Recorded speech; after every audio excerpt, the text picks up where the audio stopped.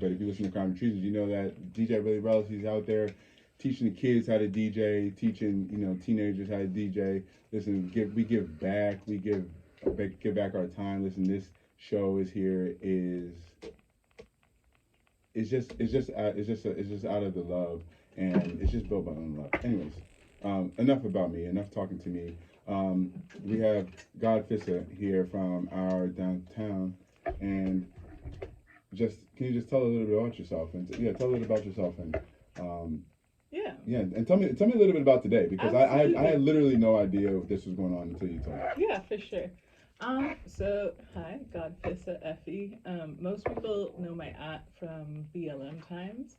I was one of the 2 black femmes arrested on the viaduct.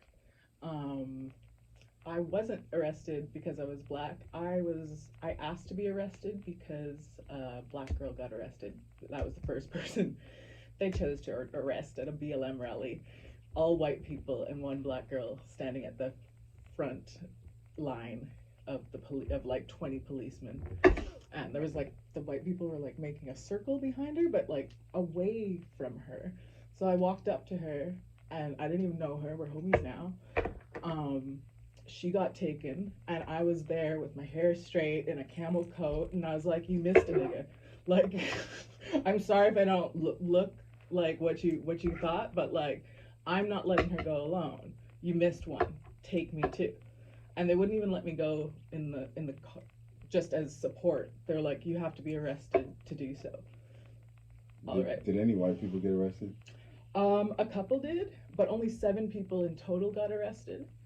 And I would say there was a lot of flailing for the other arrests. Like, I was crying when I was about to be arrested. I wasn't fighting. I almost fell on the ground crying.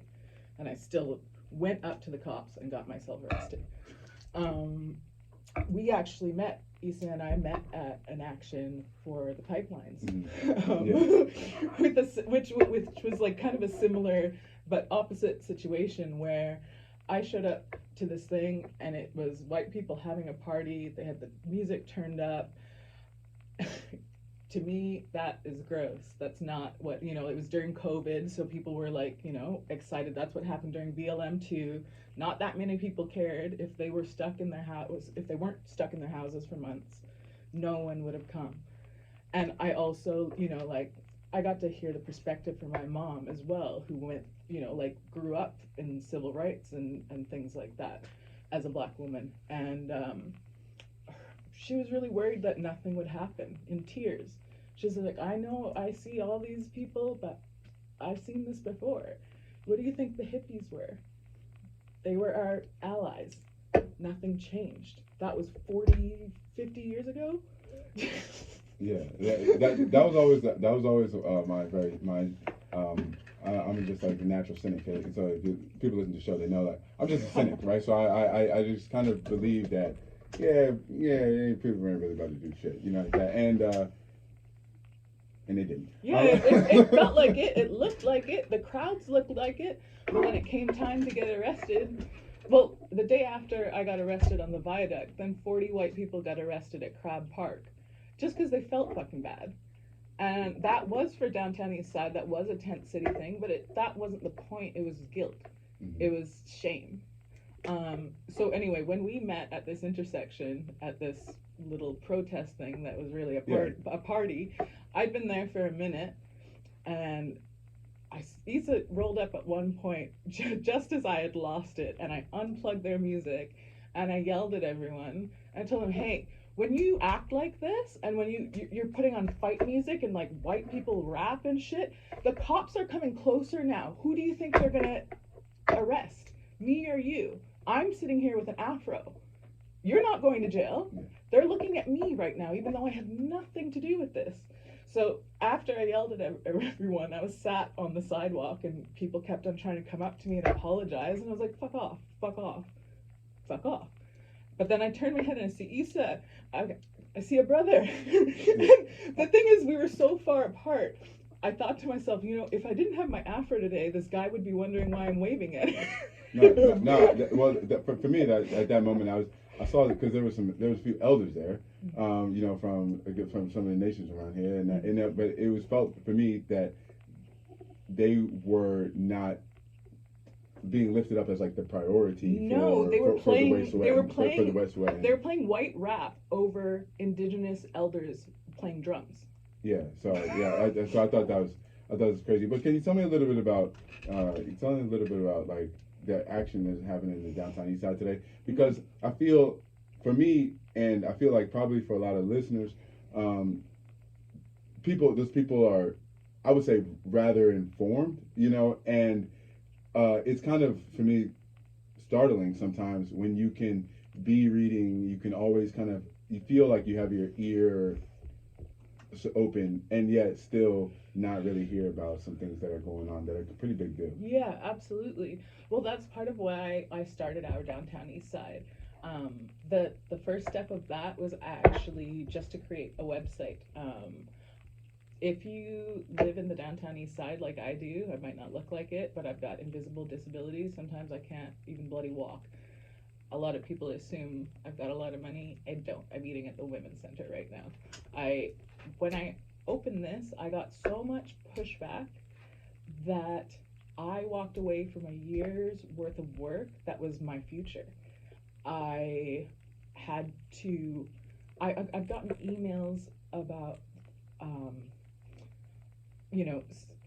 you're from this private school and blah, blah, blah. And yes, I did go to private school, but the private school they were naming was one of the white boys in this project, like telling me to fuck off. Someone actually took the time to email, go back to so-and-so school, you scum, blah, blah, blah, blah, blah.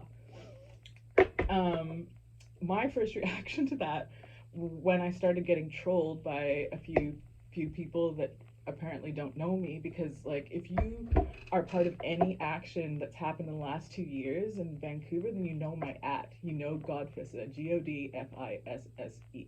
You know that because I've been arrested twice. I was the last man standing at the Clark and Hastings action with the Braided Warriors because I was protecting an elder. Shout out to Lady C. This stuff is really serious to me. It's why I got my degree. It's everything. It was why I was interested in being part of that project that I left as well. That was kind of my demand that I be doing that project. So yeah, it was a disappointing start to our downtown East Side. So first tell me, like, what was the intention of downtown East Side, and then like, tell me. I mean, you can tell me a little bit about today and why you're just so disappointed, and then also I want to know, like, how can people in the future? Exactly, because it's not just about like scolding everyone. Like, yes, I am pissed off today. For sure. Yeah, I mean, Tommy. This is I normally talk for an hour about being pissed off about that stuff. So, okay. So yes, I mean, tell us why you pissed off. Like, I honestly didn't know about what was going on. No, exactly. Like because I would have sent it to you, but you're not on Instagram, so that's why I texted you, because I know you give a shit.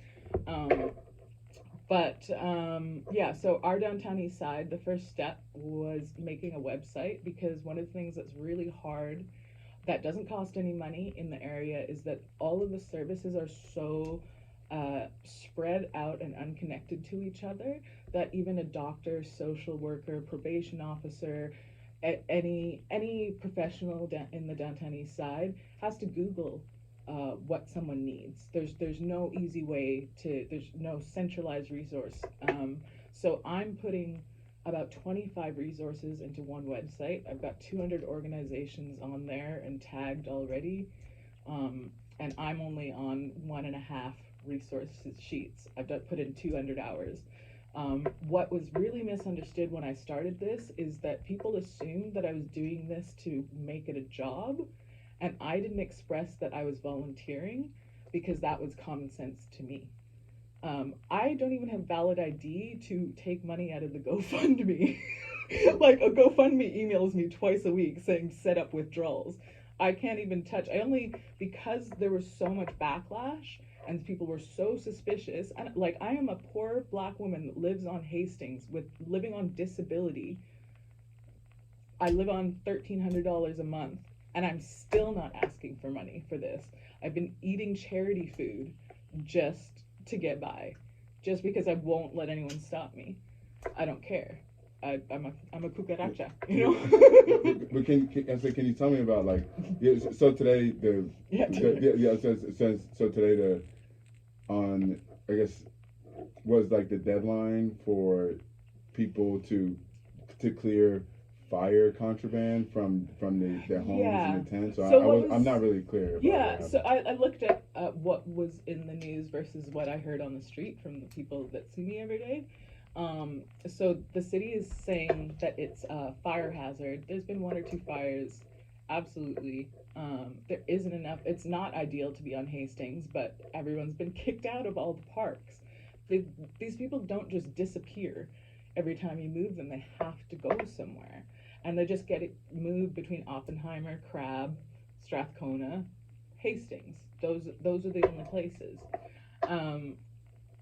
They changed the date a lot of times. They said that was because they're looking for storage for people, but anyone that knows anything about these tent clearings, they throw people's fucking private like the little things that they can carry on their back, like pictures of their fucking families, get thrown out. The VPD put a big moving truck on the street for optics today, but we all know that's going to the dump. That's not going to this so-called storage that they said was going to happen. So yeah, the date was unclear. That made an action tricky, which is also part of why the VPD did it that way. So we can't say, okay, this date, be here, help people. So it had to be last minute. I was only able to give people like a day and a half notice that this was going to happen. It's also a Tuesday. People work. That's fine. But I also know like a lot of people aren't at work right now. A lot of people are at the beach. Like I can also see in my feeds that y'all are at the beach right now and you're taking selfies. Like there's a disconnect. Like you think I can't. Yeah. Like when you look at the store, sorry. No. Because I'm getting to the mad part, but I haven't. No. I understand because I want to keep it focused on like So like today, it's like a multi-week plan of the Vancouver PD like picking up people's belongings and putting them in storage. Yeah, quote unquote storage. Or moving them basically off of Hastings. And for me, I'm like, where do they expect people to go? Like honestly, that's like my thing is that like like you said, it's like people. It's like it's like where they're gonna like. Why arrange storage and not housing? What the fuck? If you arrange housing, they can bring their stuff inside. Yeah. Take a few months to figure that out. Buy some fucking containers. Do you know how much like Lego housing that could just be put up make Oppenheimer housing, make Strathcona housing. No one uses Strathcona Park. Yeah. No one uses Oppenheimer Park. No one goes to Crab Park. They go to the other beaches. That's waterfront station. No one wants to be in the water there. Like, why force people back onto the streets where it's different kinds of danger? All of those places are dangerous. Like it doesn't work. But it was just very interesting. I'm like, so I read so after you told me about it, I was reading a few articles about it, and it was just very interesting talking about the fire hazards. And for me, I felt like I found that like when I sometimes read through the news, it's like I see some shenanigans. Like we're blaming the Valley Village fire on homelessness. I saw that. I was like, how? There are no people out there that are starting, like, no one's in a tent up on Victoria and Hastings. Yeah, Victoria. There's no one across from the I was gonna say the death home, the funeral home. No one's out there. There's never anyone. It literally would have taken arson. Like someone burnt it down. Yeah, somebody burnt down Valley Village, and it was probably some kid that was like mad because they didn't find the right vintage clothing. I thought it was those developers, but I'm like true. But also getting back to so like you set up this so you set up this organization and you wanted to get people to come help today. And nobody showed up. Yeah. Like my phone has been going off for the last 2 days. They can't had it. I gained like 250 people in a day and a half. And you're like, fuck yeah, people are gonna come to the, like these are people, they read the thing and they care, and that, this doesn't involve any money. It's just simple. I don't even want you to protest. I just want you to bring your cameras down. That's all.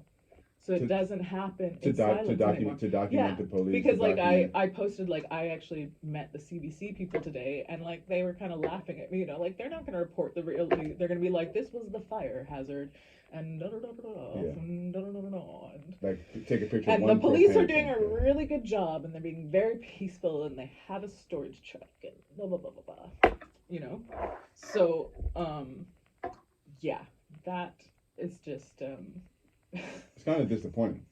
Yeah, it's really disappointing because like the count isn't super big, but it got shared a lot. So at least 2,000 people, I estimate, saw this action, and I literally got nobody to come.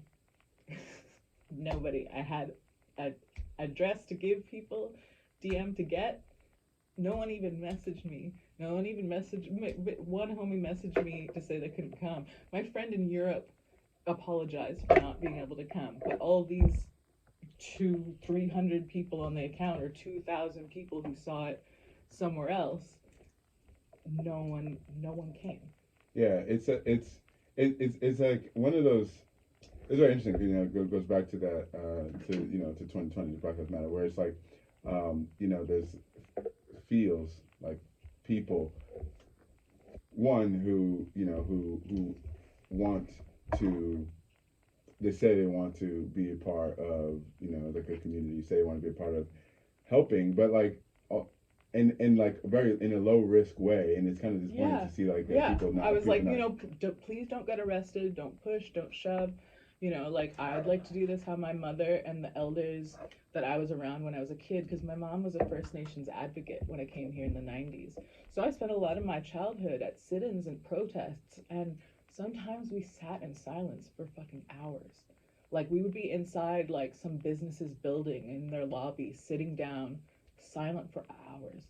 And I never experienced any police brutality at that time. Like they would come, but nothing. Maybe they're just getting more horrible, but I don't think that's the direction it goes. So I learned a lot from that, and people can do actions however they want, and sometimes being loud and whatever is a thing, but it doesn't always really like help people or prove the point.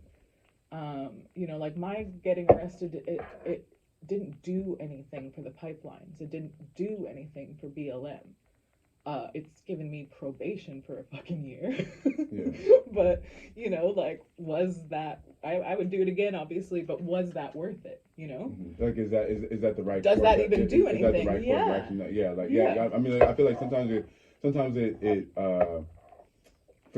for me, I'm like, I think about the things that can help. Like I saw some organizations, trying to help pick up people's things, trying to help. Yeah, it's not. I'd like to stress it's not that nobody was out there today, because there were other organizations, but I did look at a lot of them, and they either didn't know or whatever. But there were people out there today. But I'm just saying, I reached 2,000 and got 0. Yeah, and that's a problem. Like we have to think about that. What does that mean? Why that? Because there's stuff that there's organizations that have received, like in the last couple of years, $250,000, and when I opened our downtown Eastside, which is something that I've actually been like has been on my mind since like I found my notebook today of 2017. I date everything. I date all of my ideas. And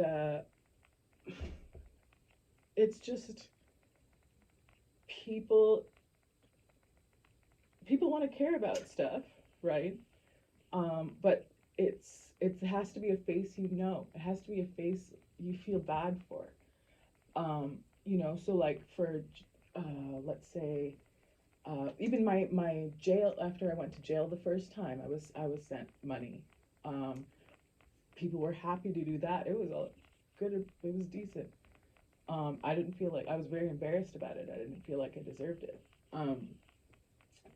And when I set the fundraising goal for our downtown Eastside, I was going to put it at 300,000. I put it at 1. That's assuming there's only 3,000 people on the street homeless in Vancouver, which it's more than that. But based on 3,000 people, that's $33.33333333 per person. Some of these other charities that are like getting close to $500,000 in funding have helped less than 100 people.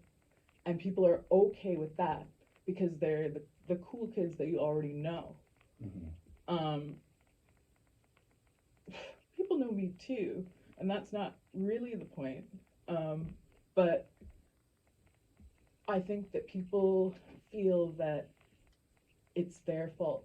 You know what I mean? Mm. Like you're smoking crack, you're doing side, sorry, these are street names, you're doing meth, you're doing heroin, you're doing fentanyl, you're doing whatever you're doing, and that's your fucking fault. You know, like you did that to yourself. We have this big culture in Vancouver of sex workers, really well off sex workers, and we champion them, and we borrow that aesthetic, and you know, like they run around in big crews and stuff. Okay, so are they the same as people who have to do survival sex work? Why do you care less? Mm-hmm. They literally have to do that to eat. And these girls that we're championing, not that I'm not hating, I love the club, I love the strip club, it's not the point. But like they're walking around with Louis bags, but we don't care about the girls sucking for crack? Mm-hmm. Who's in a worse position? Like it's not all the same. It's not all the same. Yeah. It's not all the same, because people will correct me, because like I've lived with sex workers, and so I will off the cuff be like, me and my hooker pal, and people are like, excuse me, it's sex worker. I was like, well, when you've lived with a whore for a fucking year, then you tell me, you know, like, don't tell me. It's like telling me not to say the N-word as a way, like, I'm sorry. That's what we call each other. I mean, I want to get back. I want to get back on topic. Yeah, like, and so, like, I kind of want to know, like, so with our downtown, Eastside,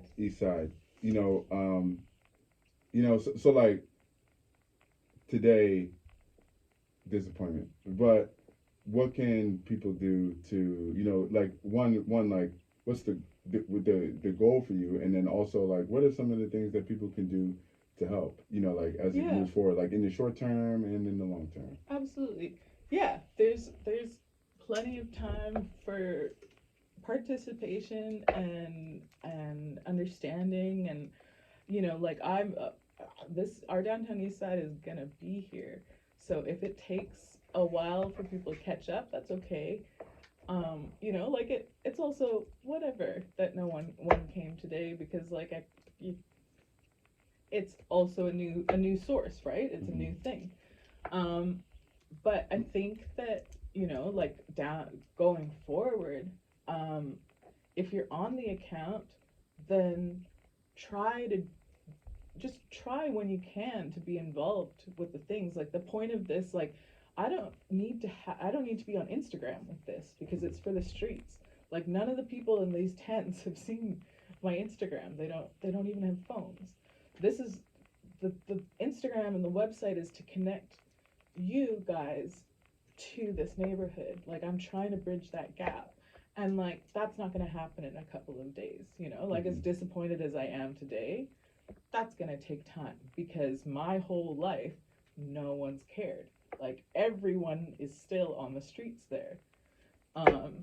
So yeah, just don't be afraid to try to do something, even if you don't understand who you're helping, or like, but at the same time, the website is set up so that you can learn about and donate directly to each organization.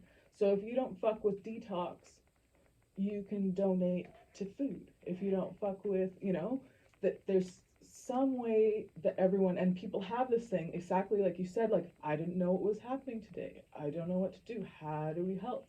It's just, this is the start of that, right?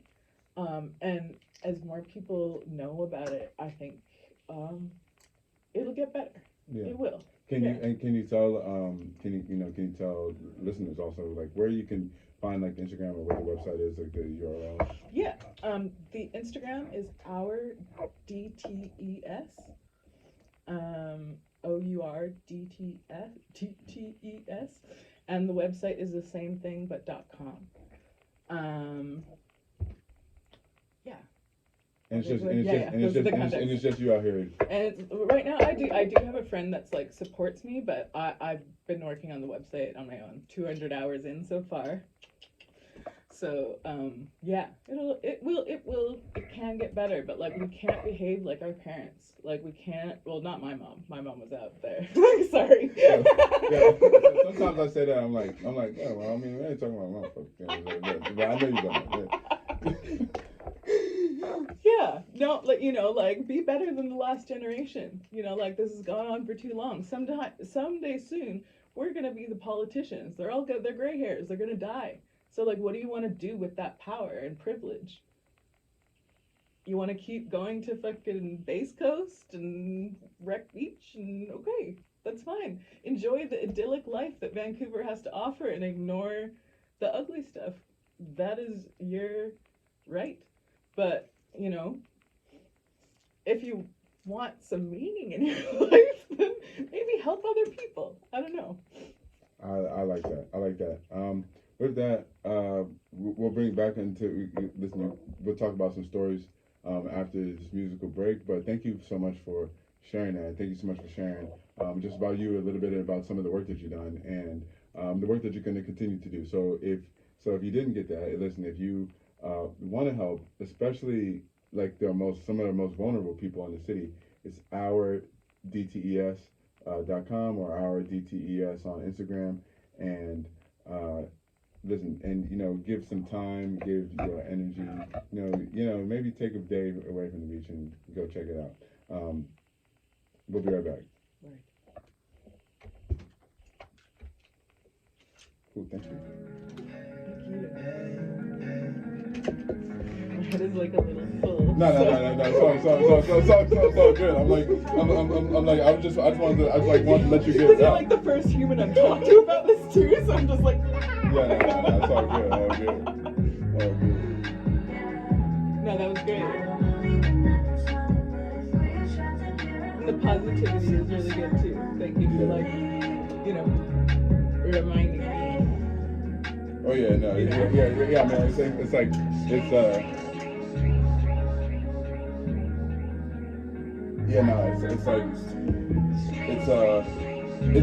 It's like for me, I'm like cynical, right? Yeah, because like it's like, yeah, I don't think shit's gonna. I mean, I don't know if you remember when I spoke to that Black Lives Matter, because like I didn't speak because I was like, nothing is gonna change. Right, so I'm like that's why I went to the first one. They were like, you gotta go. I was like, for what, man? For what? Like I went to when I went to the first one, and that's why I was like, there's white people saying no justice, no peace. I was going around asking people. I was like, what does no justice, no peace mean to you? You know what answers did you get? They were like, silence. They were like, that's a good question. And because I'm like, they were honest. Yeah, they were honest. They were honest. I was like, that's really, wow. Yeah, they were like, no justice, no peace.